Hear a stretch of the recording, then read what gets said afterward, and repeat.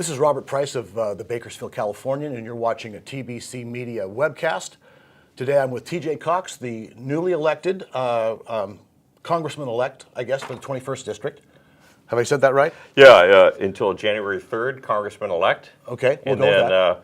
Represented from the 21st Congressional the day after that. Mm-hmm. Well, congratulations again. You're Terrence John Cox, an engineer and a small businessman. You defeated David Valadao in a close race decided just a couple of weeks ago. And January the 3rd is the big day. Yeah, it sure is. Good deal, good deal. Well, how are you feeling about all this? I'm feeling very good about it.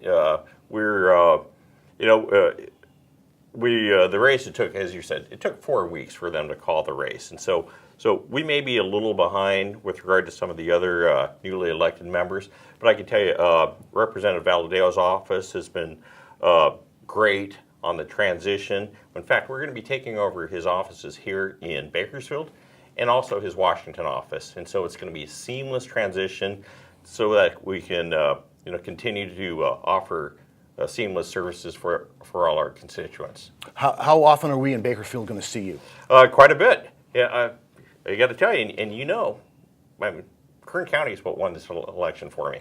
It's such an important part of the district. We have so many pressing needs that may be a little different than the other parts of the district, but we'll have. It's important that we have one of our district offices right here to be able to serve the constituents of Kern County and this area. Have you talked about town halls or teletown halls or any sort of, get out and meet people in mass type things? Absolutely. Is that what we've committed to is doing at least 4 town halls a year. And, those aren't just the teletown halls, but it's just so important to meet people face to face, and that's what really, I got to tell you, is that was so critical in part, a portion of our campaign. About meeting people in Arvin and Lamont and Mendota and Selma and Sanger and Fowler. You've got to go to the voters. Don't expect them to come to you. Yeah. It's our job to serve you. Yeah. It's our job to serve the voters and the people. Yeah. I work for you. Well, you're new to a lot of people in Kern County. Give us a quick bio, some of the things you've done that qualify you for this office. Yeah, I am. Most of my work has been done in the Fresno County area, and all the way down to maybe Visalia. I am doing a number of projects right here, right now with my private organization of building health clinics. But I set up an organization a number of years ago called the Central Valley New Market Tax Credit Fund. It's kind of a mouthful, but to be able to serve the entire Central Valley, be able to bring some very scarce federal dollars to the Central Valley to leverage up those federal dollars with a lot of private dollars to build things like community health clinics and job training facilities, clean energy plants, to really make a difference throughout the Central Valley. And we work from Kern County all the way up to Stanislaus, San Joaquin counties. And so this has been a focus area of ours for some time, and we're doing a number of projects right here, right now. But as your congressman, it's something I can be able to do at a much higher level. A lot of poverty in the southern San Joaquin Valley, as you well know. What are some of the things you can do to kind of turn that around? Well, and that is one thing that was central to my campaign, because through my community development work, you could see it, and it's just not me saying it, it's the data, that our dollars go to Washington and they don't come back. We don't get our fair share here. And throughout the U.S., there's specially designated federal areas that qualify for some additional federal investment. Places like Appalachia, Mississippi Delta, the Northern Great Plains. These are all areas that are characterized by high unemployment, high poverty, environmental challenges. Does that sound like someplace that you know? Yes, it sure does. So the Central Valley absolutely should be on that list. And it's not to get $1 more than anyone else, it's just to get our fair share. Yeah. Appalachia of the West. Absolutely. Yeah. We wish we were Appalachia of the West. The Appalachia of the West, they get $16,000 average federal spending per capita. Yeah. We get $6,000. Yeah. And that's something you're going to look into? Absolutely. Yeah. That's something I can work on. Good. January 4th. Good. Well, what are some of your other priorities? Obviously there's things like immigration, right? Every one of us knows a family member, a friend, a coworker, a neighbor that's affected one way or another by immigration. We need to pass a Clean Dream Act, full stop, immediately. right? To take all these young men and women out of limbo. I mean, they're paying taxes, they're paying by the rules, they're such an integral component and element of our communities and our workforce.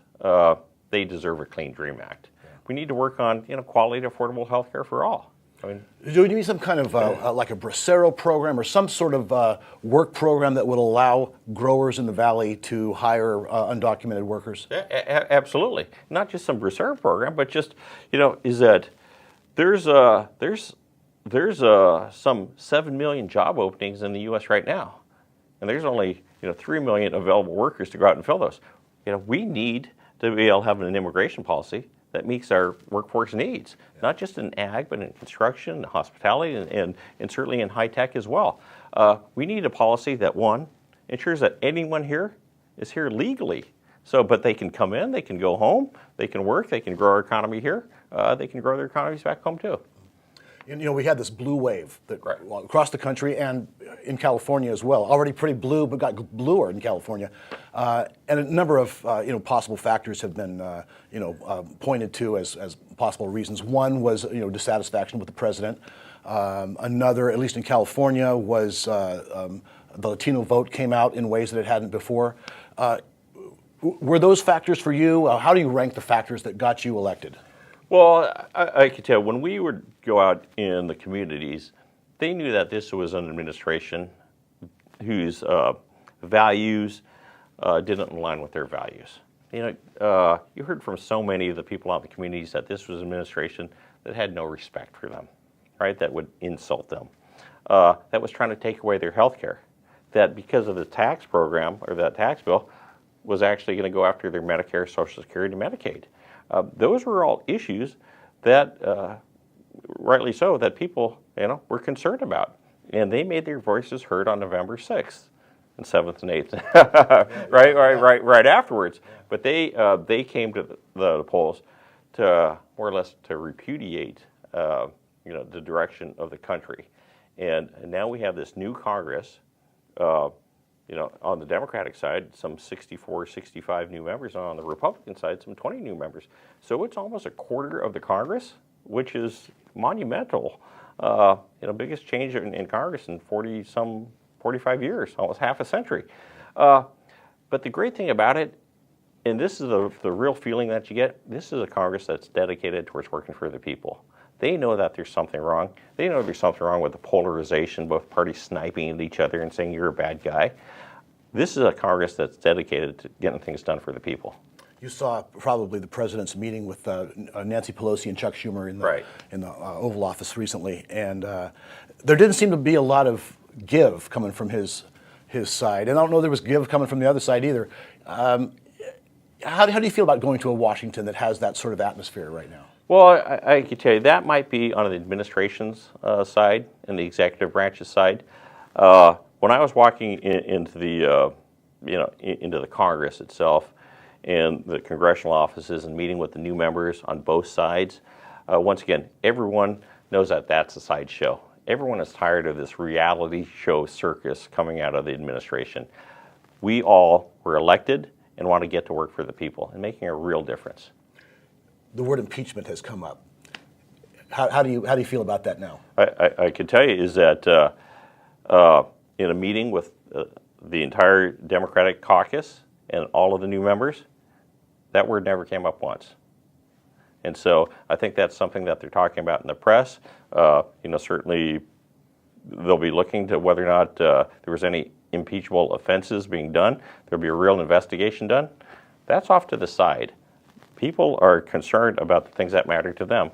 Once again, quality, affordable health care for all, and an immigration plan that works.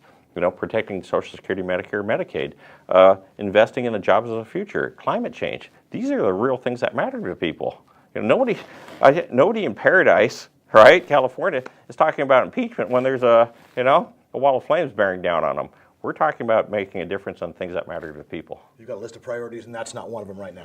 Exactly. Yeah. Exactly. Not at all. Yeah. I can tell you what, never came up on the campaign trail, right? People didn't say, I want you to vote. No. They wanted to see what you can do for them. Yeah. Tell us about the campaign trail real quickly. Give us a couple good stories. Sure.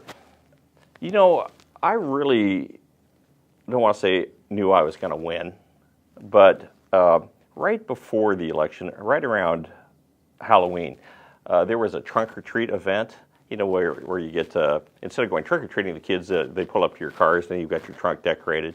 And there was a fantastic event in Delano, and the line to get in the event was, I mean, there's probably 2,000 people, and everyone was coming through saying, TJ, hey, we're going to vote for you. And a little girl came up, and I think her name was Eliza. So she's out there, Eliza, I'm here for you. But she came up and said, TJ, I hope you win. I go, oh, well, thank you. Thanks very much. And then she said, because I believe in you. All right? So when a 10, 11-year-old, girl is saying that they believe in you, you know it's them talking, it's their families talking, and, some way or another, I was able to touch her, and that's why I'm here. She believes in me. I believe that we can create a better future and opportunities for her. Yeah. Well, I know you got a lot of things to do, so I will let you run along and meet your new constituents, soon-to-be constituents. But thank you very much for stopping by. It was a pleasure to stop by and say hi. TJ Cox, Congressman-elect, Congressman as of January the 3rd. Congratulations again.